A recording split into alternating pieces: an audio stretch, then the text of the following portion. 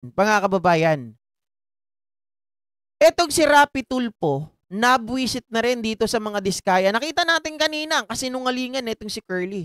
'Di ba? Pinipilit niya, mga kababayan, na siya po ay napipilitan lamang na magbigay ng SOP dahil baka pwedeng makancel or ano mangyayari sa mga proyekto nila. 'Di ba? Pero iniiba niya 'yon. Parang siya tanga, parang grade 1 mga kababayan. Mabuti pa nga grade 1, nakakaunawa eh. Pero itong si Curly, matindi. At meron pa pala itong problema, mga ka-GP Natik. Sabi niya, lahat daw standard ang kanilang mga proyekto. Lahat daw, wala silang mga ghost projects. Wala daw silang mga iniwanan na trabaho na hindi po tapos. Remember, yung sa Film Heritage Park, itong si Lisa Marcos, mga kababayan, si First Lady, ay hanggang ngayon hindi pa rin tapos. May isa pang lumutang, proyekto ng mga diskaya sa UP campus, binuking ni Sen Rapi. 7 years na, hindi pa rin tapos. Palpak talaga.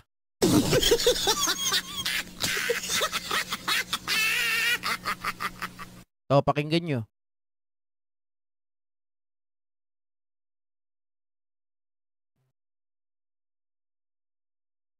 Pwede makasingit po. Senator Rapi. Kasi sa pagsasalita niya, para bang siya pang naapi dito. Para magkaroon ng kita yung kanyang mga empleyado, magtsatsaga lang sa maliit na kita. Kanina nabanggit mo, lahat ng project ninyo ay okay on the level kasi ina-assist ng DPWH after you accomplish that project. Tama? Opo. Ano nangyari dito sa UP Manila Rizal Hall? UP Manila po? Yeah, wag ka na magmaang-maangan. Flood control po yan, Mr. Chair. No. UP Manila Rizal Hall. Yung hall na sa UP na kayo ang nabigyan ng proyekto para ayusin. Yung building na yun. St. Timothy Construction Corporation. Contractors, Pacifico and Sara Discaya. 30 million noong 2018 ang pinondo para dyan. Hanggang ngayon, di pa matapos-tapos. 2018, ano na ngayon? Mr. Chair, yung ganyan po kasing mga, may mga suspension po yan. May time suspension. Paki-explain. For 7 years, 30 million pinondo rito sa UP Manila, hindi mo patapos-tapos. Sabi mo, lahat ng proyekto niya on the level, di ba? In-inspect ng DPWH. Siguro you're referring to Constructors Performance Evaluation System. Yan ba yan? Okay? So, dumaan kayo sa CPES. So, kung dumaan kayo sa CPES, bakit itong 2018 na project niya sa UP Manila, hanggang ngayon, yung Rizal Hall, hindi pa tapos-tapos na binadgetan ng 30 million. So, mga estudyante, hindi nagagamit yun. So, tumatambi na sa labas. Mr. Chair, yung DPWs po sana ang makakasagot niyan. No, ikaw makakasagot ito. Proyekto mo ito eh. Hindi naman sa DPWH binigyan 30 million. Sa iyo binigyan 30 million. O bakit may tulak sa DPWH? Oh, biruin mo, nakubra na nila yung 30 million. Tapos, mga kababayan, hanggang ngayon, 7 taon, hindi pa rin natatapos sa DPWH daw tanungin. Project nila, DPWH ang tatanungin. Yung mga time suspension po yan, extension. Then explain to us, because this has been for 7 years. And you cannot explain? That's 30 million people's money that was funded for that project. And yet, it hasn't been accomplished as of yet. Don't tell me, hindi mo alam to. Eskwelahan to, iho. Hindi to basta-basta mga building, eskwelahan to. Mga estudyante ang pinag-usapan natin. Your Honor, may mga kompleto po sa mga dokumento. I-present po namin yung mga dokumento po next. No, it hasn't been accomplished. May mga kausap kami doon sa eskwelahan. Baka may papuntahin ko dito yung professor. Yung professor po doon, hindi po nila kami binibigyan ng Hindi ka binibigyan ng professor ng ano? Hindi po nila ina-approve pa po yun na makapagtrabaho. Well, then bakit mo tinanggap yung 30 million since 2018, hindi kayo na-aprobahan ng professor? Siyempre, yung professor papayag yun. Kapakanan ng eskwelahan yun, kapakanan ng mga estudyante na rin. Ba't di kayo papayagan ng professor na magtrabaho doon? That's stupidity. Paliwanag mo nga kung bakit meron suspension. Yun ang tinatanong eh. Bakit may suspension? Ano ba nangyari? Yung paliwanag mo. Hindi po approve sa kanila yung design base sa DPWS po kasi DPWS po talaga ang nagbibigay sa amin ng instruction kung itutuloy o hindi.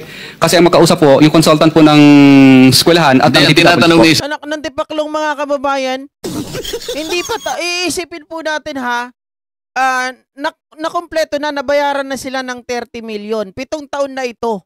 Tapos hindi daw tanggap ng eskwelahan yung design. Di ba dapat bago magkaroon ng proyekto, mga kababayan, bago magkaroon ng permahan yan, pinapakita muna yung design. Ito yung gagawin natin ha, ganito yung kailangan gusto naming makita. Tapos aaprubahan yan. Tapos saka i-release yung pera. Tapos biglang hindi approve yung design.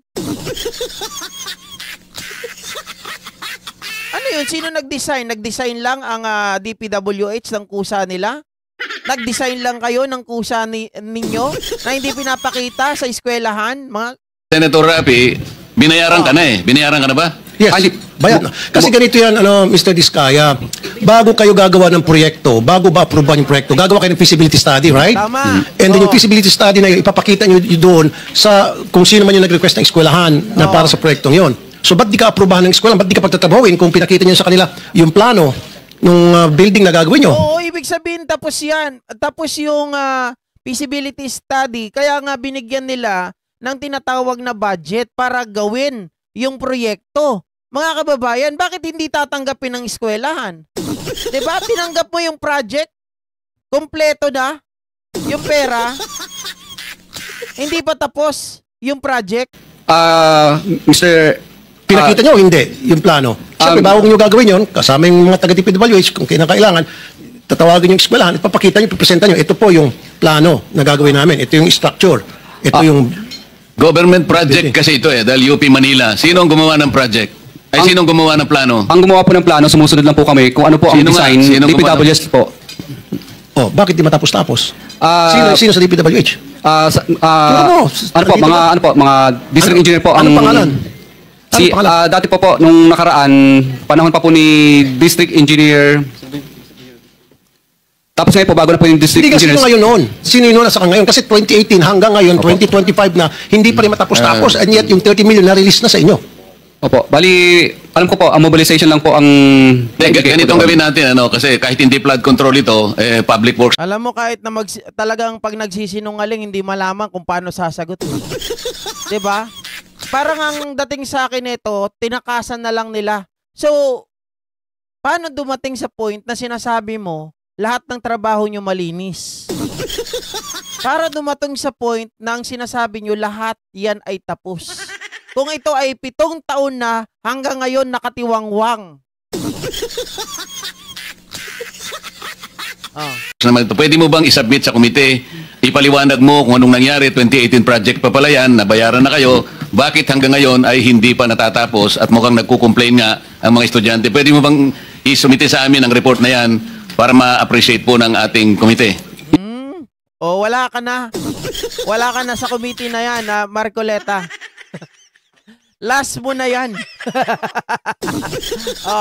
Marami nagtatanong sa akin, mga ka-JP Natik. Sorry ha, medyo minabadali ko ng konti. Ayaw kong, medyo pagod na rin tayo. Kaya may mga nagtatanong, may mga nagtitext, may mga nagchat-chat sa akin.